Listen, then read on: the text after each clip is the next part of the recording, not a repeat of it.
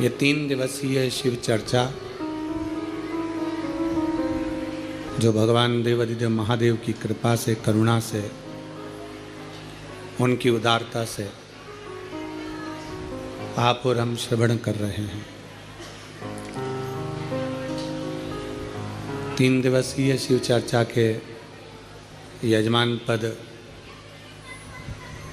दिल्ली से पधारी दीदी सुधा किरण जी एवं आज कथा के यजमान पद ग्रहण करे प्रभान सूर्य कटारिया, सुभाष चंद्र जी कटारिया बेंगलोर से। एक बार जोरदार ताली बजाकर इनके लिए साधु का।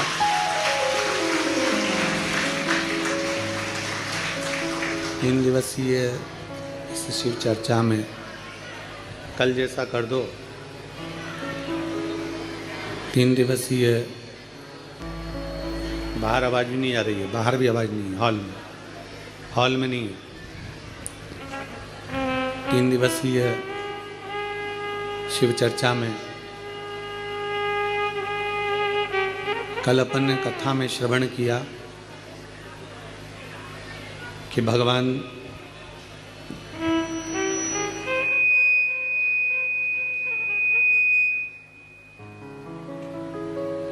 पीपल, बेलपत्र और आंवले के वृक्ष की पूजन का विधान, उनके पूजन का महत्व। एक कथा के प्रथम दिवस में आप लोगों को सभी ने, शिव भक्तों ने श्रवण किया था कि सभी लक्ष्मी जी को अपने घर में बुलाना चाहते हैं, पर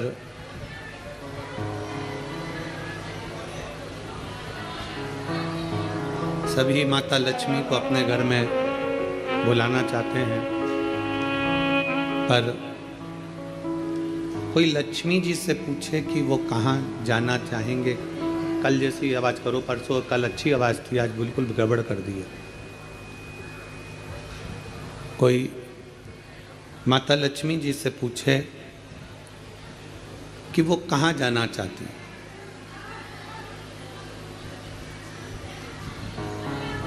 किस स्थान पर वो रहना चाहती हैं, किस स्थान पर वो जाना चाहती हैं,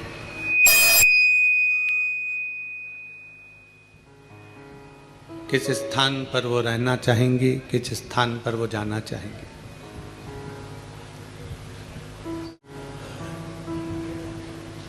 एक आपका विचार होता है कि लक्ष्मी हमारे घर आए, महालक्ष्मी हमारे घर में प्रवेश करे।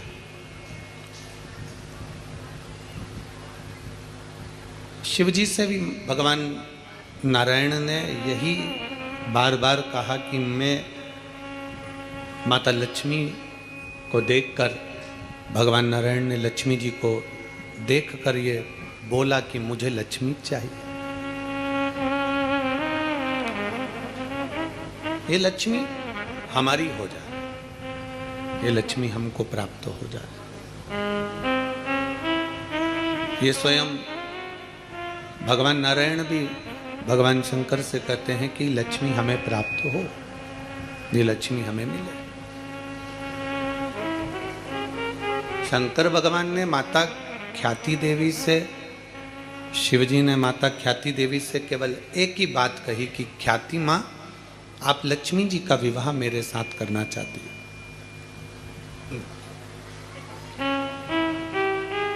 आप लक्ष्मी जी को मुझे परणाना चाहती हो, मेरे साथ में विवाह करना चाहती हो, पर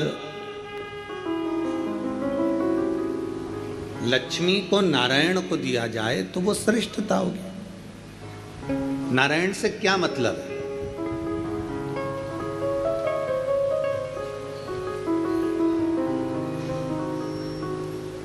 शिव महापुराण में भगवान शिव पंचायत के अंदर सूर्य नारायण भगवान बैठे हैं, शिव पंचायत के अंदर माँ दुर्गा भवानी बैठी हैं, शिव महापंचायत के अंतर्गत भगवान श्री गणेश जी बैठे हैं, शिव महापंचायत के अंतर्गत स्वयं शंकर बैठे हैं, शिव महापंचायत के अंतर्गत स्वयं भगवान नारायण बैठे हैं, भगवान विष्णु बैठे हैं।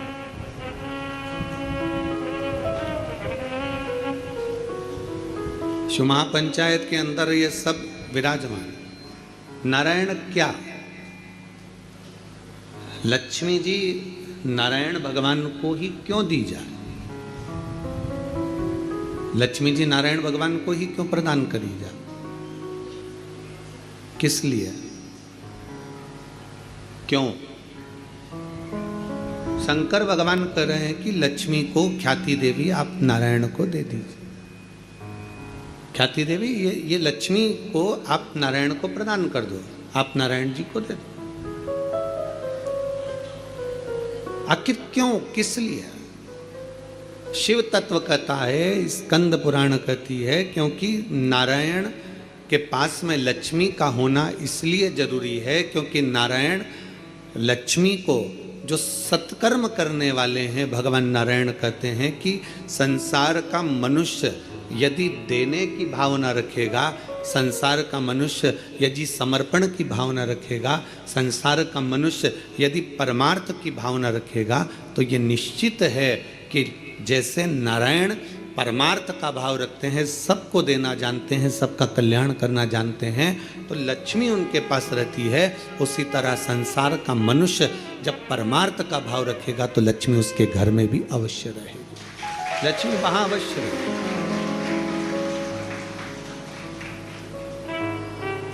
परमार्थ के भाव में, समर्पण के भाव में, जो हमारे हृदय का भाव है, हम भगवान को जो कुछ समर्पित करें, भाव से हम जो देते हैं, लक्ष्मी हमारे घर में प्रवेश कर जाती। और शंभु शरणे पड़ी मांगू घड़ी रे घड़ी, दुख का मिठास नहीं है बिल्कुल भी। दया करी निदर्शन, शंभु शरणे पड़ी मांगू घड़ी रे घड़ी, दुख काटो दया करी निदर्शन।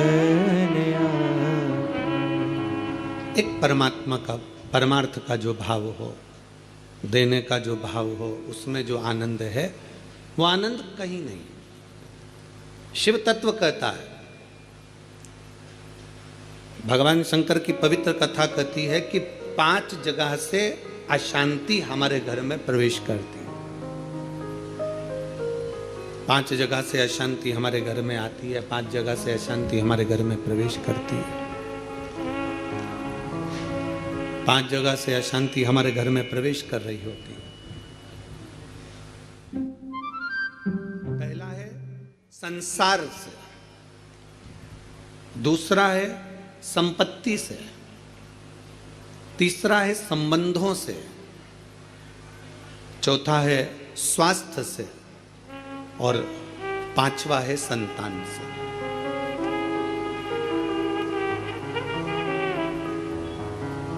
इस कथा को समझिएगा जरा कि 5 जगह ऐसी है जहां से अशांति हमारे यहां प्रवेश कर रही है। उसमें 5 जगह में एक जगह संपत्ति भी कही है। 5 जगह में से एक जगह संपत्ति को भी बताया गया कि जैसे संसार से भी अशांति प्राप्त होती है। संसार के लोगों में आप सोचते हैं कि मैं संसार में जितना रहूंगा, जितना सबके साथ में रहूंगा, उतना मुझे सुख मिलेगा, शांति मिलेगी। ना ना ना, स्कंद पुराण कहती है हो नहीं सकता। संसार के लोगों के लिए आप दुनिया भर का कितना भी सुख प्रदान कर दीजिए, किसी के लिए आप अपनी जान भी निकाल कर रख दीजिए, संसार के लोगों के लिए आप अपनी पूरी संपत्ति भी लुटा कर रख दीजिए, संसार के लोगों के लिए अच्छे से अच्छा वस्त्र, आभूषण, माणिक, मोती, रतन, जो कुछ दे सकते हो दे दीजिए। उसके बाद भी संसार के लोग कहे बिना रह नहीं सकते। आपको कहे बिना रहेंगे नहीं। आप कितना भी सुख उनको दे दीजिए, आप कितना भी सुख उनको प्रदान कर दीजिए, आपको वो सुख आप दे भी देंगे। एक व्यक्ति अगर अपने घर की शादी में करोड़ों रुपए खर्च कर कर पूरे घर के मेहमानों को, संसार के लोगों को, सबको बुला ले और सबको बुलाने के बाद में वो सबका सम्मान करे, सबका आदर करे, सबका सत्कार करे, सब कुछ अच्छा करे, सबका आदर भी करे, सबका सम्मान भी करे, सबको खूब दे भी और खूब खूब प्रदान कर दे, उसके बाद भी दुनिया के लोग कह देंगे हराम का आ रहा होगा तो लुटा रहा होगा। ये दुनिया की रीति है, ये दुनिया का क्रम है। संसार का व्यक्ति जितना आप विचार करेंगे कि मैं संसार के अंदर रहूं, लोगों के अंदर विराजमान रहूं, मुझे यश ही यश मिले, तो बहुत मुश्किल है। आप दुनिया का सारा सुख दे दीजिए तो भी यश की प्राप्ति नहीं हो सकती। थोड़ा वक्त मिल गया तो मिल गया, किसी ने कह दिया, किसी को आपने देते रहे देते रहे देते रहे तो मिल गया।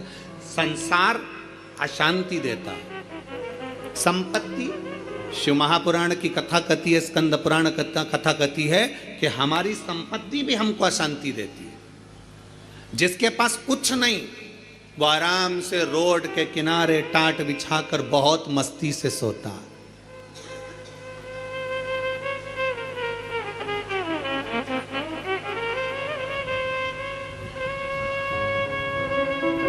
और जिसके पास में बहुत कुछ है, सारी संपदा भरी पड़ी हुई है, सारी दौलत भरी पड़ी हुई है, सुंदर बंगला है, डनलप का गद्दा है, एसी भी लगा है, पलंग भी लगा है, नौकर चाकर सब कुछ लगे हैं, सब कुछ, तो भी उसको नींद नहीं आती है। कितना सुंदर कहा गया शिव महापुराण के अंतर्गत, कितनी सुंदर बात कही गई कि शिव महापुराण की कथा, कई लोग कहते हैं गुरुजी आपकी कथा होती है तो वहां 1 किलोमीटर दूर तो गाड़ी रोक दी जाती है। शिव महापुराण की कथा होती है तो पैदल चलकर बहुत दूर तक जाना पड़ता है, बहुत दूर तक।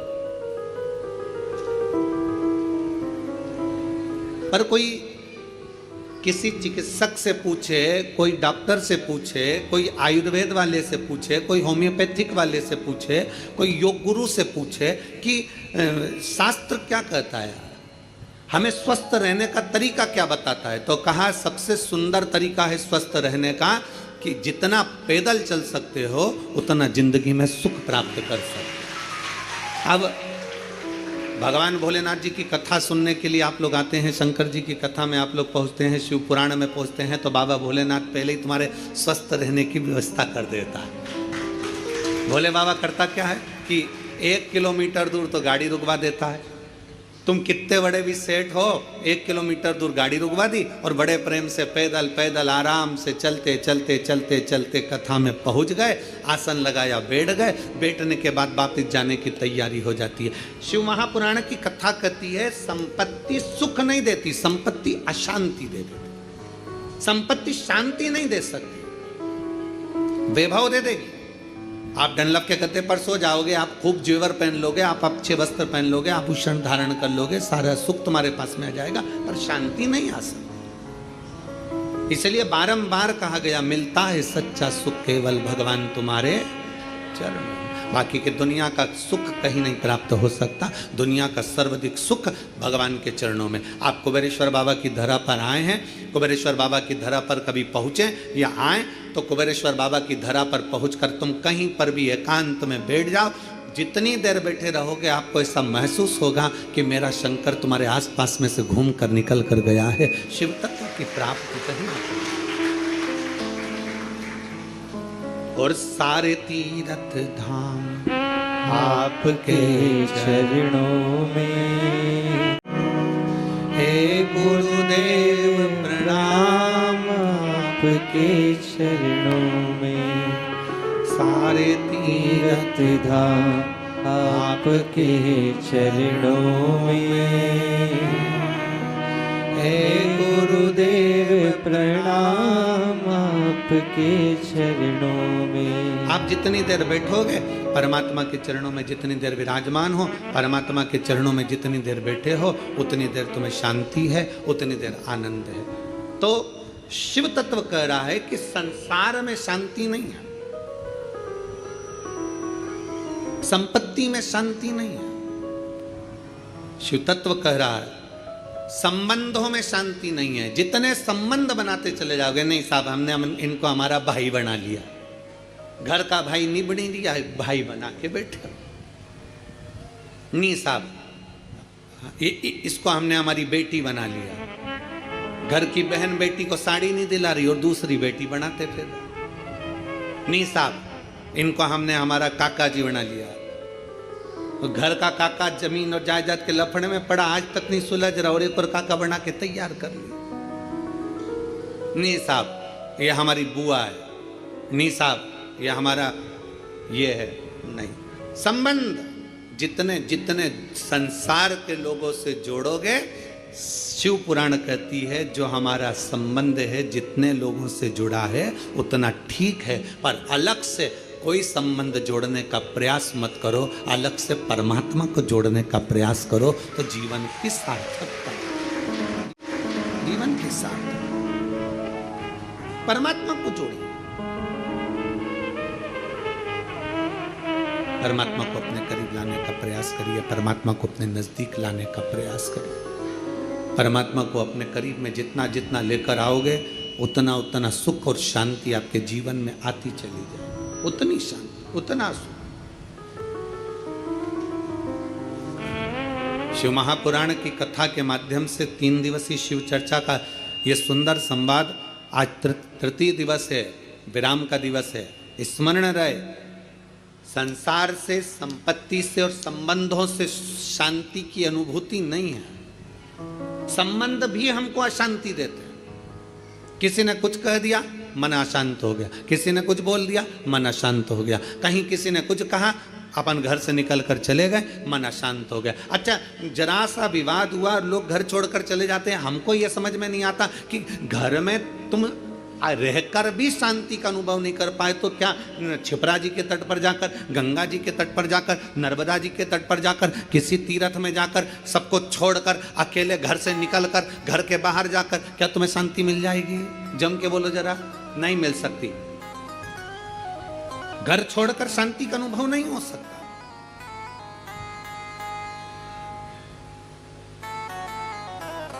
संसार ने अशांति दी, संपत्ति ने अशांति दी, संबंधों ने अशांति दी, फिर अगली अशांति दी स्वास्थ्य ने।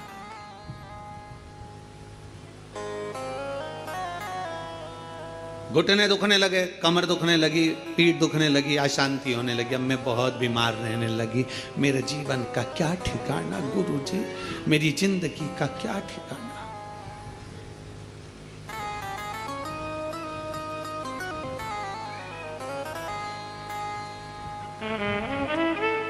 कभी अगर मौका लगे ना, एक बार भविष्य पुराण का अध्ययन करिएगा। गीता प्रेस गोरखपुर की भविष्य पुराण लीजिए और उसका अध्ययन करिए।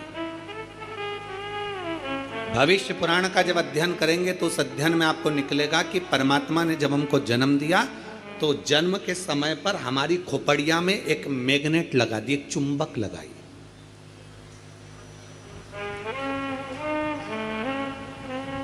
परमात्मा ने हमारी खोपड़िया में, हमारे मस्तिष्क में, हमारे भेजे में, हमारे सिर के अंदर, हमारे मस्तिष्क में एक चुंबक लगा।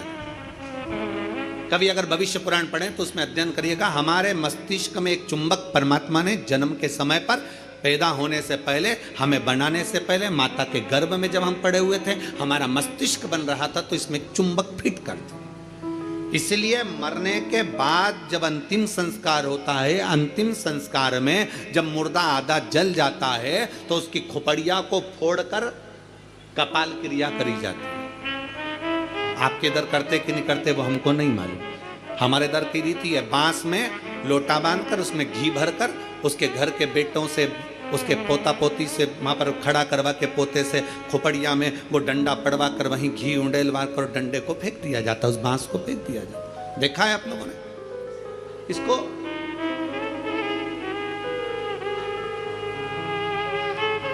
भगवान जब हमें जन्म दिया, परमात्मा ने जब हमको पैदा करा, उस समय पर माथे में, मस्तिष्क में, भेजे में एक चुंबक लगा। क्या करती है वो चुंबक? चुंबक का कार्य क्या है? चुंबक का कार्य है, अगर आपने पैसा पैसा पैसा पैसा सोचा विचारा, दिन रात पैसे पैसे में लिप्त रहे, तो व्यक्ति वो मस्तिष्क में जो चुंबक लगी है वो पैसे को अपनी ओर खींचती है। मतलब मनुष्य पैसे को आसक्ति के रूप में अपनाना प्रारंभ कर दे। अब चुंबक का दूसरा कार्य क्या है? अगर किसी बुरे व्यक्ति में बुराइयां देखोगे तो वो बुरे व्यक्ति की बुराई तुम खींचते चले जाओगे। वो तो ऐसी, वो तो वैसा, वो तो वैसा, हर व्यक्ति में बुराई, क्योंकि तुम्हारे भीतर में जो भेजे में चुंबक भरी है वो बुराइयां ही खींचेगी।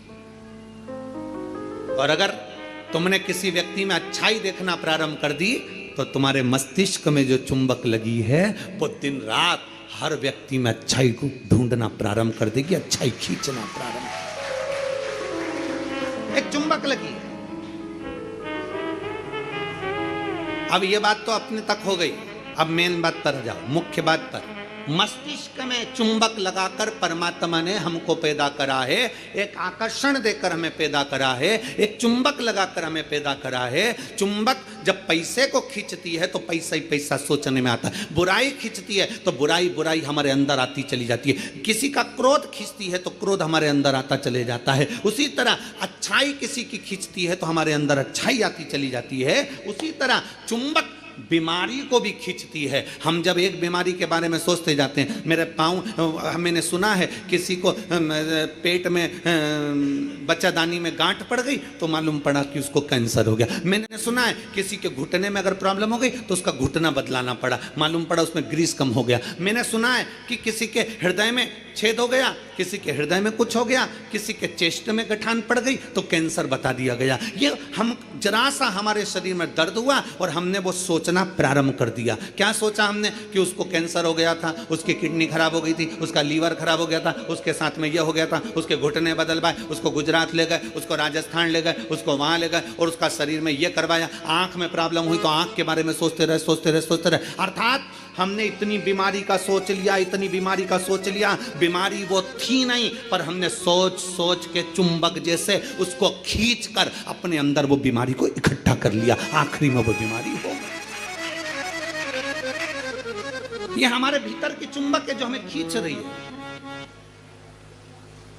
छोटी मोटी गठान हो जाए ना, कभी मत सोचना हाओ ऐसी तो होती रहती है, दवाई खाऊंगी, शंकर पे चढ़ा हुआ जल पीऊंगी, डॉक्टर को दिखाऊंगी, सारी जांचें कराऊंगी, जो डॉक्टर बोलेगा सारी जांच कराऊंगी। और मेरा विश्वास कहता है डॉक्टर के अनुसार चलकर, क्योंकि डॉक्टर भी शिव का एक रूप है, उसके अनुकूल चलकर मैं ये दवाई ले लेकर कुंदकेश्वर महादेव का नाम लेकर मेरी सारी गठान गल जाएगी। जब तुमने सोच लिया गल जाएगी गल जाएगी गल जाएगी, मतलब गल जाएगी।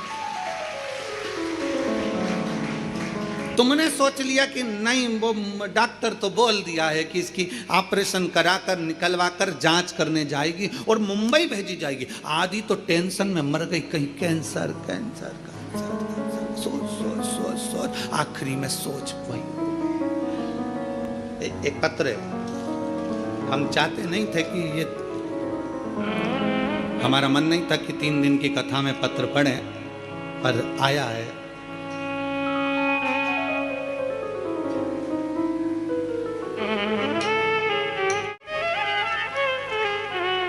मैं किंजल, उम्र मेरी 13 वर्ष है, जालोर से आई हूँ। कहीं बैठी हैं? आप ही हैं बेटा?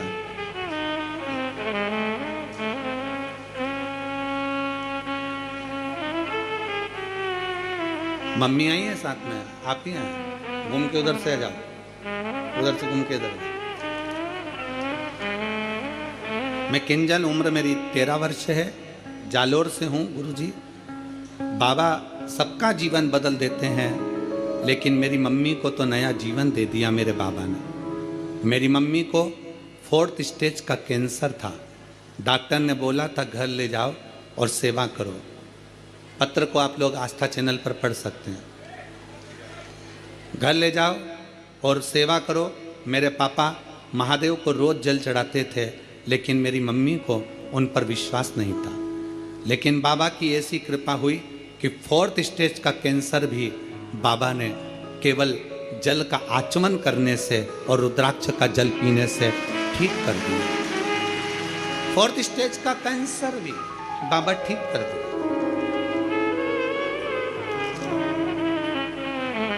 गुरुदेव 4th स्टेज के कैंसर पे डॉक्टर ने कह दिया इनको घर ले जाओ। हम घर तो लेकर आ गए पर हम सीहोर आ गए और बाबा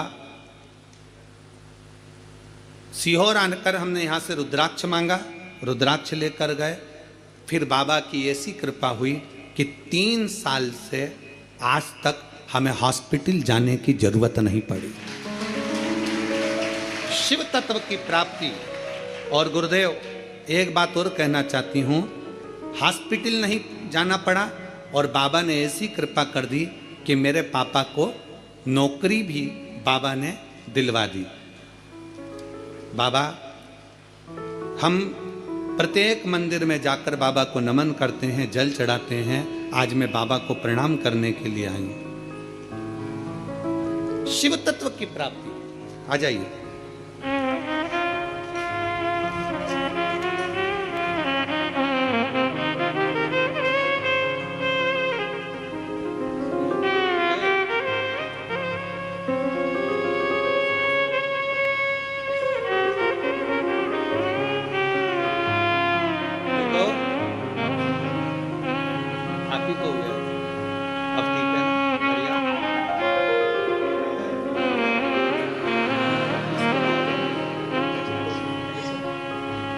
खुश हो जा, बिल्कुल ठीक है ना।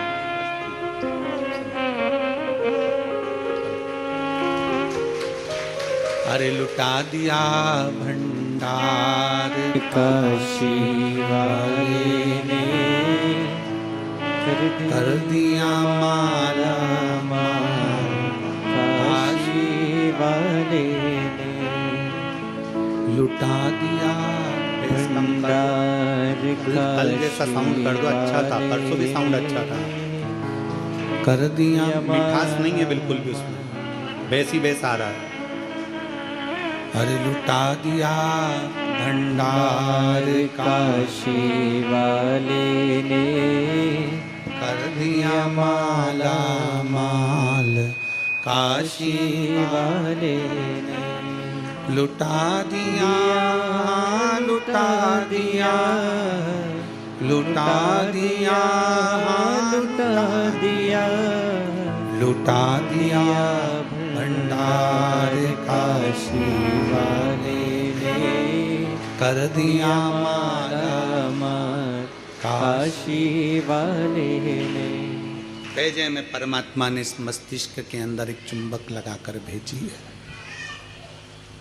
अच्छा सोच रहे हो, अच्छा होगा। बुरा सोच रहे हो, बुरा होगा। किसका बुरा होगा? आप दूसरे का बुरा सोच रहे हो ना, उसका कभी बुरा नहीं होगा। बुरा किसका होगा? जो सोच रहे हैं हम, वो हमारा ही बुरा होगा। चुंबक लगी है इस मस्तिष्क में, इस भेजे में। घुटने में दर्द है ना, ये कभी विचार मत करो कि मेरा ऑपरेशन होगा, मेरा घुटना बदलना पड़ेगा, ये करना पड़ेगा, वो करना पड़ेगा। डॉक्टर से मिलो, डॉक्टर से दवाई भी लो, सब कुछ करो। पर यह विचार करो कि मैं डॉक्टर के पास जाऊंगी, भगवान का भजन करूंगी, शंकर के मंदिर जाऊंगी, 1 लोटा जल चढ़ाऊंगी, बेलपत्र चढ़ाऊंगी और जल बेलपत्र चढ़ाकर उसका पान करूंगी और यह मेरा विश्वास कहता है कि मैं ठीक होऊंगी। मुझे घुटना बदलने की जरूरत नहीं पड़ेगी, मुझे कोई कार्य करने की जरूरत नहीं पड़ेगी और मैं ठीक हो जाऊं। ये मेरा विश्वास कहता,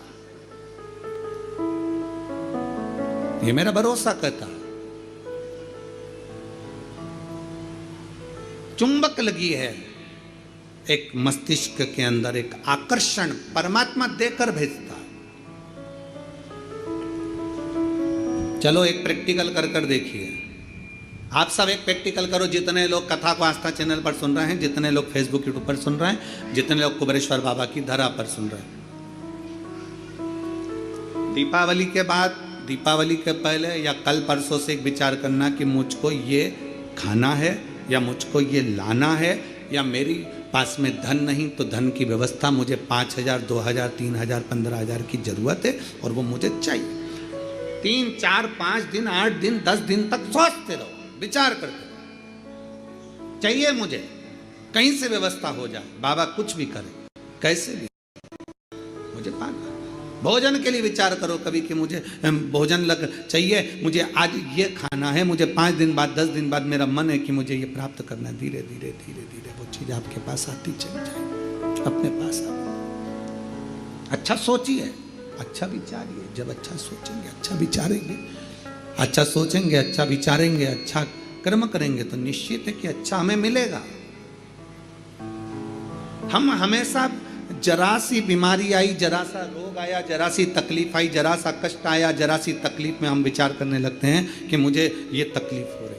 तो शिव महापुराण की कथा कहती है, शिव तत्व कथा है, 3 दिन की शिव चर्चा कुबेरेश्वर बाबा की पवित्र कंकर शंकर की धरा पर जो हो रही है, उसमें आज विराम दिवस की कथा कहती है।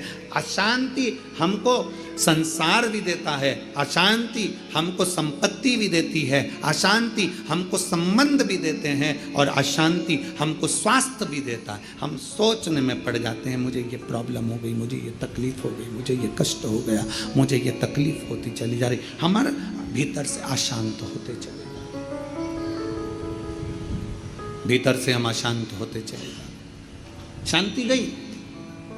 4 स्थान अशांति के तो ये बता दिए, और 5वें नंबर पर बता दिया संतान। 5वें नंबर पर कहा कि संतान भी अशांति दे जाती है। संतान, इसलिए शिव महापुराण की कथा कहती है, पुत्र के लिए किया गया कर्म है और बेटी के लिए किया गया धर्म है। धर्म है, पुत्र के लिए करना ये तुम्हारा कर्म है। मेरे को दुकान लगाना है, बच्चों को सेटल करना है, बच्चों को ये करना है, बच्चों को वो करना है, मेरे बेटे के लिए ये व्यवस्था करना है, मेरे बेटे की शादी करना है, मेरे बच्चे के लिए ये करना है। पुत्र के लिए करा गया ये कर्म है। बेटे के लिए तुम लाखों की संपत्ति छोड़कर जाना, वो धर्म नहीं कहलाएगा। बेटे के लिए तुम दुनिया भर की दौलत छोड़कर जाना, वो धर्म नहीं कहलाएगा। पर बेटे के लिए अगर कुछ कर रहे हो, उसको अगर लैपटॉप दिला रहे हो, ये कर्म है। उसको मोबाइल दिला रहे हो, ये तुम्हारा कर्म है। तुम अगर बेटे के लिए जमीन कर रहे हो, ये तुम्हारा कर्म है। अगर बेटे को तुमने दुकान खोली, ये तुम्हारा कर्म है, क्योंकि तुम पिता हो, बेटे के लिए करना पड़ेगा। माँ अगर बेटे के लिए रकम बनवा रही है, ये कर्म है। बहू के लिए कुछ कर रहे हो, ये तुम्हारा कर्म है। बेटे के लिए जितना करा वो कर्म है। गाड़ी लाए, कर्म है, क्योंकि बेटे के लिए लाना पड़ेगी, बहुओं के लिए लाना पड़ेगी, मकान बनाना पड़ेगा, जमीन करना पड़ेगी, जायदाद करना पड़ेगी। ये सब कर्म की गिनती में आ गए, ये सब कर्म। दुकान बनाओ बेटे के लिए, जरूरी है। जमीन करो बेटे के लिए, जरूरी है। मकान बनाओ बेटों के लिए, जरूरी है। बहू लाओ बेटों के लिए, जरूरी है। गाड़ी बंगला करो बेटों के लिए, जरूरी है। तुम्हारा कर्म है, करना ही पड़ेगा। पर बेटी अगर घर में आई और बेटी का अगर तुम लालन पालन कर रहे हो, बेटी को पढ़ा रहे हो, लिखा रहे हो, शादी कर रहे हो, विवाह कर रहे हो, उसको पढ़ा रहे हो, तो ये तुम्हारा कर्म नहीं है, ये तुम्हारा, जम के बोलो जरा, धर्म। इसलिए शिव महापुराण की कथा कहती है, कर्म और धर्म का लेवल बराबर लेकर चलना। अर्थात बेटे के लिए भी करो तो बेटी के लिए भी करते रहना, दोनों का लेवल बराबर लेकर चलिए। कर्म और धर्म के लेवल को बराबर लेकर चलोगे तो जिंदगी की सार्थकता सिद्ध हो जाएगी, तुम्हारा जीवन आनंदमय हो जाएगा। कर्म और धर्म के लेवल को बराबर बनाइए, बराबर। और मत बुरे कर्म कर बंदे, वरना पछताएगा। भगवान की आंखों से तू बच नहीं पाएगा, तू बच नहीं पाएगा। अरे ओ अज्ञानी मत कर नादानी, अरे ओ अज्ञानी मत कर नादानी। तेरे कर्म का फल भी तू ही पाएगा, जैसा किया तूने तेरे आगे आएगा। मत बुरे कर्म कर बंदे, मत बुरे कर्म कर बंदे, वरना पछताएगा। भगवान की आंखों से तू बच नहीं पाएगा, तू कुछ नहीं पाएगा। अपने कर्म का लेवल और अपने धर्म का लेवल दोनों को बराबर कर कर चलिए। कर्म को और धर्म को बराबर बना कर चलिए। कर्म और धर्म दोनों बराबर।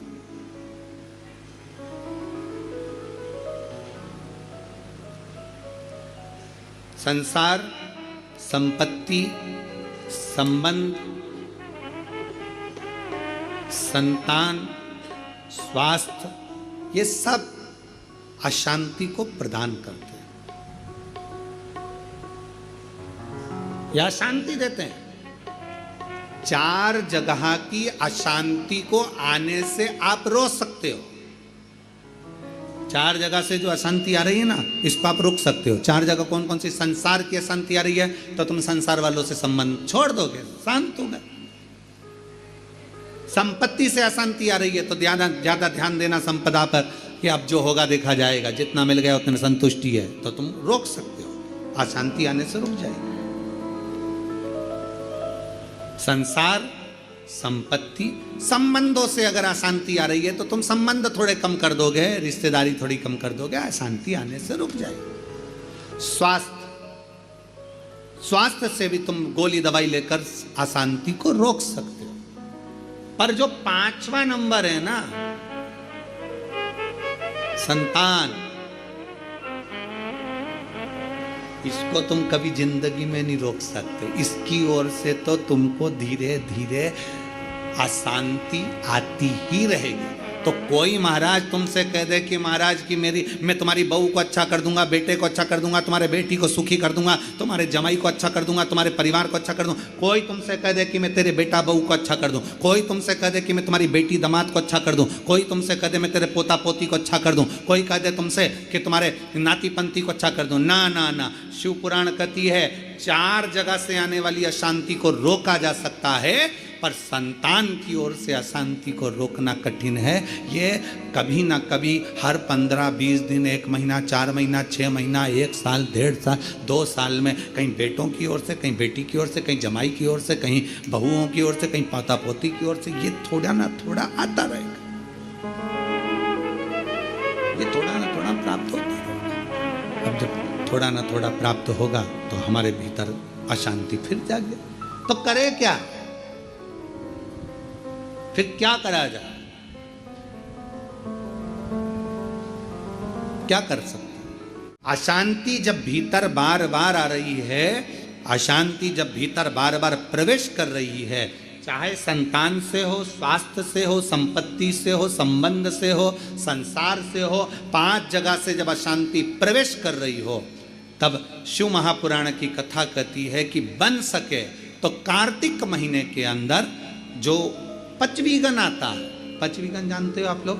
अभी आ रही है आपकी और हमारी दीपावली, पर इसके बाद में ये अमावस्या निकलने के बाद जब कार्तिक की पूर्णिमा आएगी, तो कार्तिक की पूर्णिमा के पहले से जो 5 दिन गिने जाते हैं, कार्तिक की पूर्णिमा के दिन 5वां दिन होना चाहिए। ये 5 दिन जो पचवीगन के गिने जाते हैं, इसको कहते हैं देव दीपावली। तो क्या करना है कि ये 5 जो अशांति आने के केंद्र हैं, जहां से हमें अशांति मिल रही है, कभी संसार वालों से, कभी संपत्ति से, कभी संसार से, कभी संबंधों से, कभी स्वास्थ्य से, कभी संतान से, ये 5 जगह से जो अशांति आ रही है, तो 5 दिन जो देव दीपावली के आते हैं उसका स्मरण करें।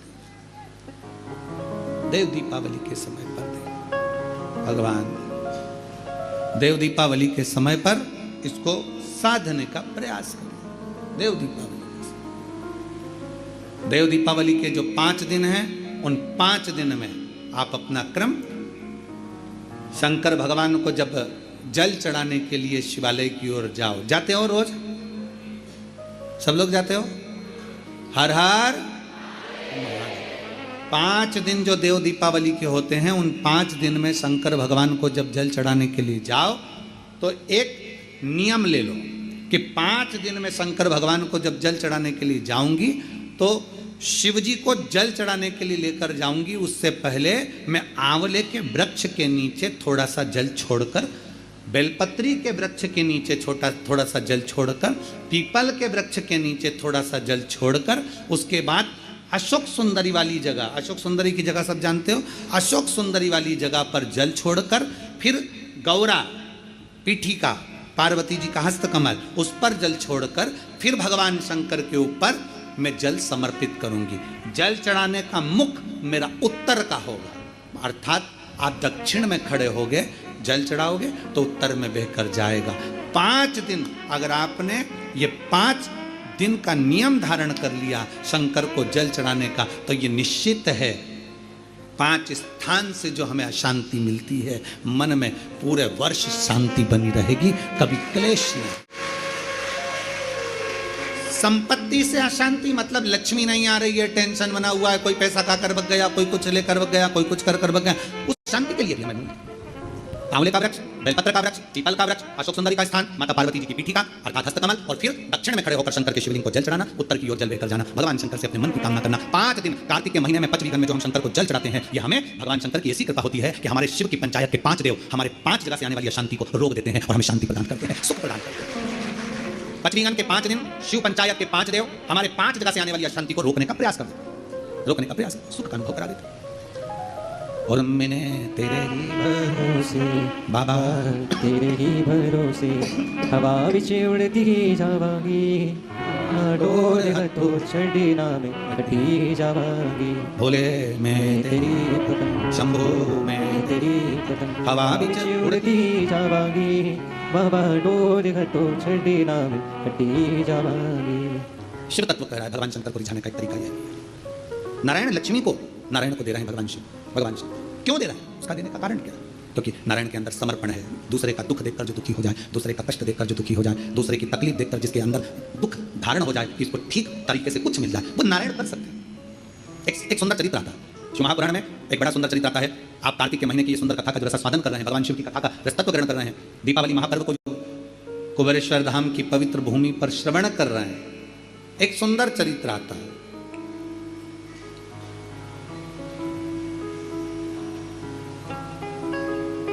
कांचीपुरम में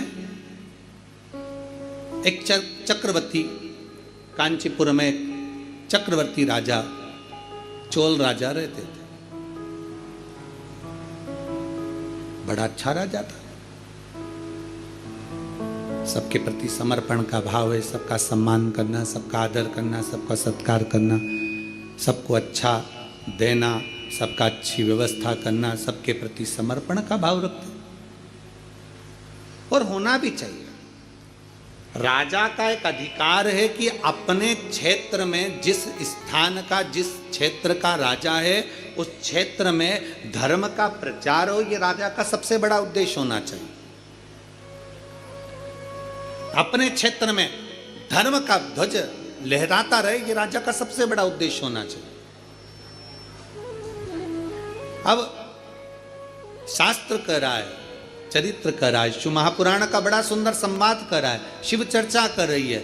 एक सुंदर आनंद से कांचीपुर में चोल राजा रहते थे और चक्रवर्ती चोल राजा वहां निवास करते थे, जो आज भी चोल राज्य के नाम से प्रसिद्ध है। राजा जिस नगर में रहता, बड़े आनंद से शिवालयों की पूजन कराना, धर्म का कार्य करना, सत्कर्म करना, भगवत भजन करना, नाम स्मरण करना, नाम उच्चारण करना और संपूर्ण क्षेत्रवासियों के कल्याण की बात कर। चोल राजा का निवास। चोल राजा नारायण भगवान के भी उपासक थे और चोल राजा शिव के भी उपासक थे। ऐसा ही उस एक राज्य में, उस राज्य के अंतर्गत जैसे चोल राजा भगवान नारायण की आराधना करते हैं, जैसे चोल राजा भगवान शिव की आराधना करते हैं, वहीं पर एक ब्राह्मण रहता था जिसका नाम था विष्णुदास, जिसका नाम विष्णुदास था। विष्णुदास जिसका नाम, और वो भी भगवान शिव की आराधना करने वाला, भगवान नारायण की आराधना करने वाला, भगवान की विरल भक्ति में डूबने वाला, भगवान की विरल भक्ति में डूबा। और मैंने तेरे ही भरोसे बाबा, तेरे ही भरोसे हवा बिच उड़ती जावांगी, बाबा डोर हथो छड़ी नाम मैं कटी जावांगी। भोले मैं तेरी पतंग शंभु मैं तेरी पतंग। चोल राजा शिव की और नारायण की आराधना में लग जाता तो भगवान एक ब्राह्मण रहता जिसका नाम था विष्णु दास। वो भी भगवान शंकर की आराधना में डूबा रहता, शिव स्तुति में डूबा रहता, शंकर की भक्ति में डूबा रहता, शिव तत्व में डूबा रहता। प्रतिदिन शिवालय जाना, शंकर की भक्ति करना, शिव की आराधना करना।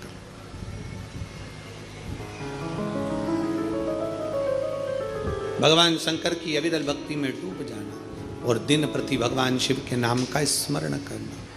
श्री शिवाय नमस्तुभ्यं, श्री शिवाय नमस्तुभ्यं, श्री शिवाय नमस्तुभ्यं, श्री शिवाय नमस्तुभ्यं, श्री शिवाय नमस्तुभ्यं, श्री शिवाय नमस्तुभ्यं, श्री शिवाय नमस्तुभ्यं, श्री शिवाय नमस्तुभ्यं, श्री शिवाय नमस्तुभ्यं, श्री शिवाय नमस्तुभ्यं, श्री शिवाय नमस्तुभ्यं। विष्णुदास शिव की आराधना में डूबा रहता, शंकर की भक्ति में डूबा रहता। एक बार चोल राजा भगवान शंकर के मंदिर में आए और शिवजी के मंदिर में आकर, नारायण के मंदिर में आकर उन्होंने ढेर सारे हीरे जवाहरात मोती माणिक सब चढ़ा, सब कुछ समर्पित कर दिया। माता लक्ष्मी का पूजन करते हो दीपावली पर, ऐसा कोई घर नहीं, सनातन धर्म में ऐसा कोई घर नहीं जहां माता लक्ष्मी का पूजन नहीं होता दीपावली पर।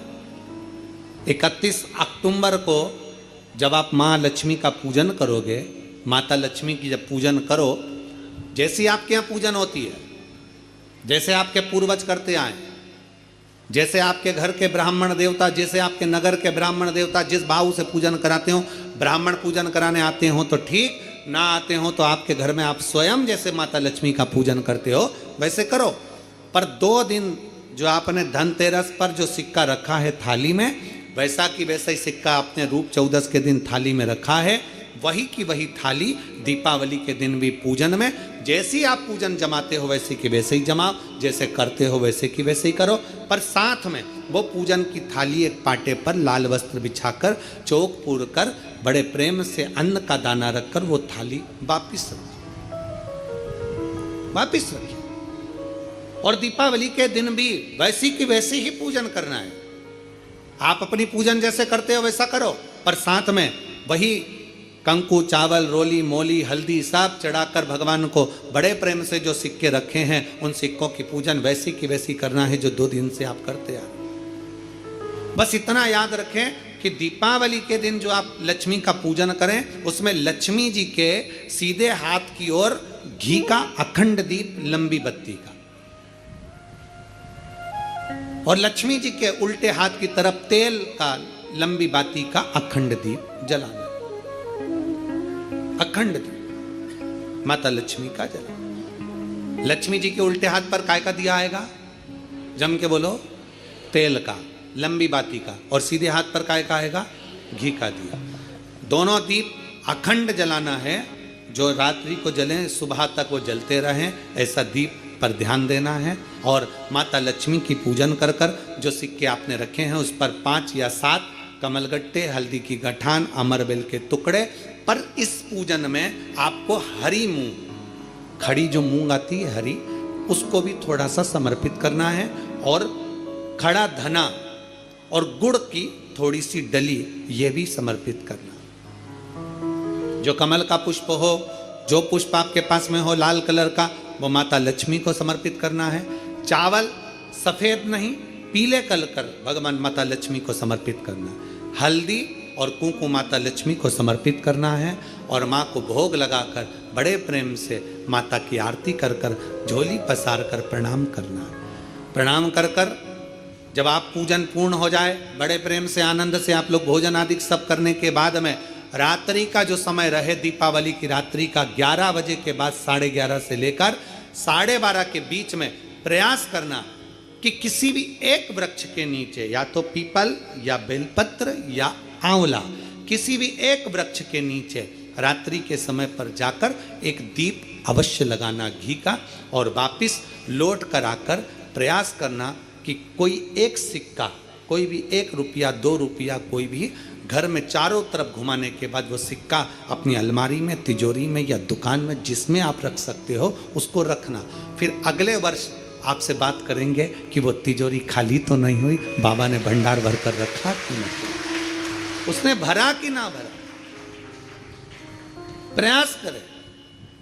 लक्ष्मी पूजन का बस पूजन जैसे ही करते हो, आपके जैसे ब्राह्मण ने बता दिया, जैसे माता पिता ने बता दिया, जैसे पूर्वजों ने बता दिया, जैसे घर में करते आए हो वैसी की वैसी लक्ष्मी पूजन करो। ज़्यादा ढोंग प्रपंच में नहीं पड़ना, किसी ने कहा ऐसा कर दो ना, किसी ने कहा वैसा कर दो ना। अपने आनंद के साथ आप लक्ष्मी की साधारण पूजन जैसे करते आए हो वैसे की वैसे करो। बस वो सिक्के की पूजन आपको 5 दिन तक करना है।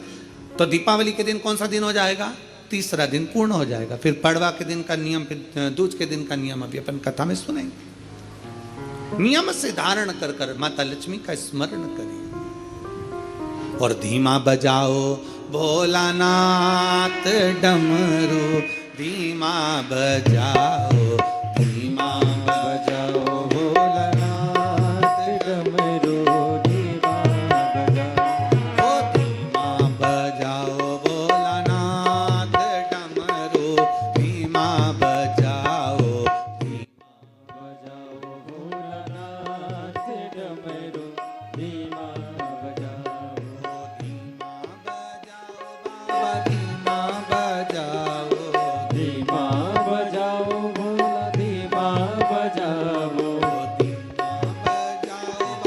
धीमा बजाओ, धीमा बजाओ, तबला, तबला कम करो। धीमा बजाओ, ओ धीमा बजाओ भोलानाथ डमरू, धीमा बजाओ, धीमा बजाओ भोलानाथ डमरू, धीमा बजाओ। बड़े भाव से दोनों हाथों से।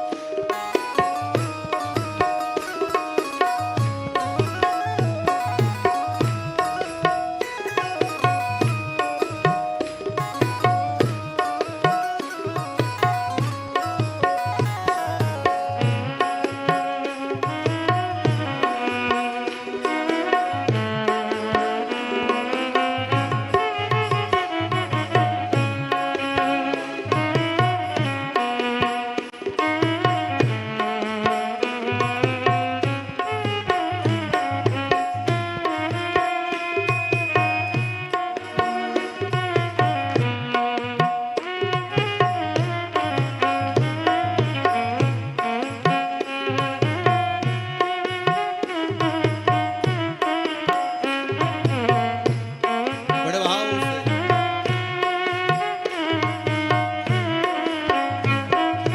डमरू की धुन सुनकर ब्रह्मा जी आए, डमरू की धुन सुन के ब्रह्मा जी आए, डमरू की धुन सुनकर ब्रह्मा जी आए, डमरू की धुन सुन के ब्रह्मा जी आए, ब्रह्मा जी आए संग विष्णु को लाए, ब्रह्मा जी आए संग विष्णु को लाए, ब्रह्मा जी आए संग विष्णु को लाए, ब्रह्मा जी आए संग विष्णु को लाए। ओ धीमा बजाओ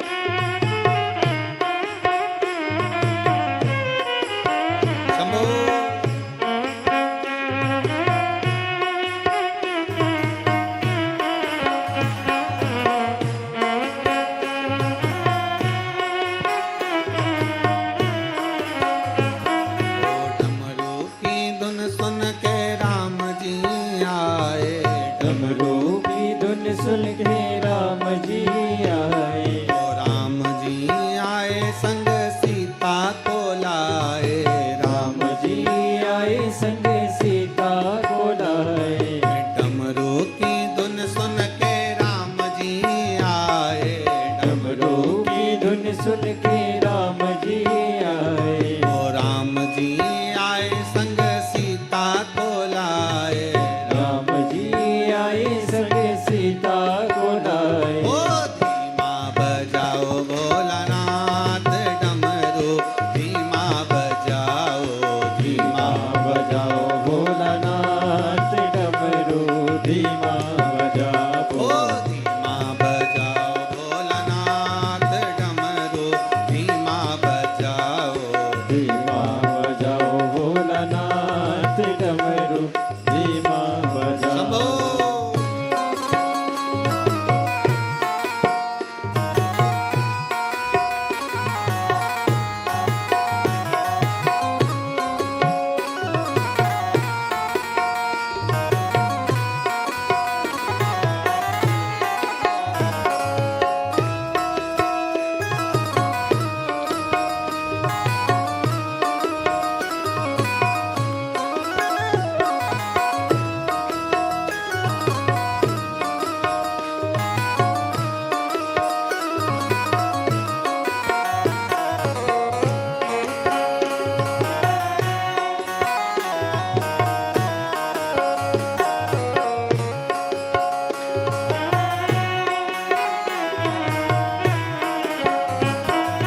डमरू की धुन सुन के कान्हा जी आए।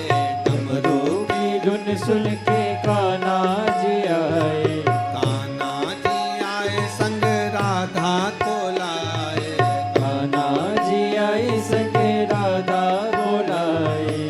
कान्हा जी आए संग राधा को लाए। कान्हा जी आए संग राधा को लाए। ओ धीमा बजाओ भोलानाथ डमरू धीमा बजाओ। धीमा बजाओ भोलानाथ डमरू धीमा बजाओ। ओ धीमा बजाओ भोलानाथ डमरू धीमा बजाओ। धीमा बजाओ भोलानाथ डमरू धीमा बजाओ। धीमा बजाओ बाबा धीमा बजाओ। धीमा बजाओ भोला धीमा बजाओ। ओ धीमा बजाओ भोला धीमा बजाओ।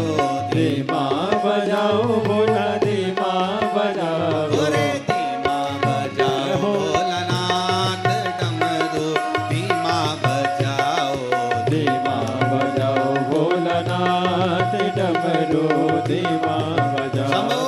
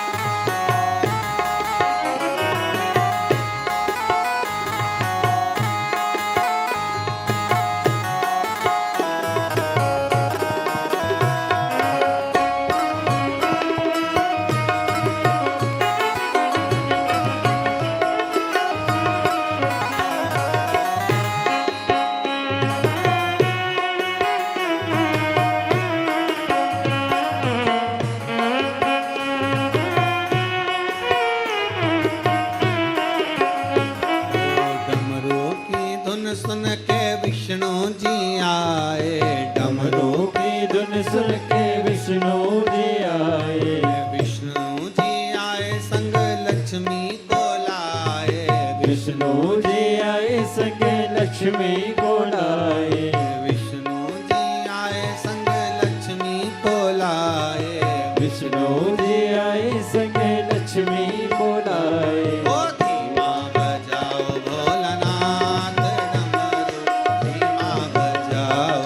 धीमा बजाओ भोलानाथ डमरू धीमा बजाओ ओ धीमा बजाओ भोलानाथ डमरू धीमा बजाओ धीमा बजाओ भोलानाथ डमरू धीमा बजाओ ओ धीमा बजाओ भोलानाथ डमरू धीमा बजाओ धीमा बजाओ भोलानाथ डमरू धीमा बजाओ ओ धीमा बजाओ भोला धीमा बजाओ धीमा बजाओ भोला धीमा बजाओ ओ धीमा बजाओ बाबा धीमा बजाओ धीमा बजाओ बाबा धीमा बजाओ अरे धीमा बजाओ भोलानाथ डमरू धीमा बजाओ धीमा बजाओ भोलानाथ डमरू धीमा बजाओ ओ धीमा बजाओ भोलानाथ डमरू धीमा बजाओ धीमा बजाओ भोलानाथ डमरू धीमा हार हार महादेव है। अपने स्थान पर बैठकर भगवान देवादिदेव महादेव से अपने मन की बात बड़े भावों के साथ कुबेरेश्वर बाबा की पवित्र भूमि पर बैठकर आपको प्रार्थना करने का सौभाग्य मिला है।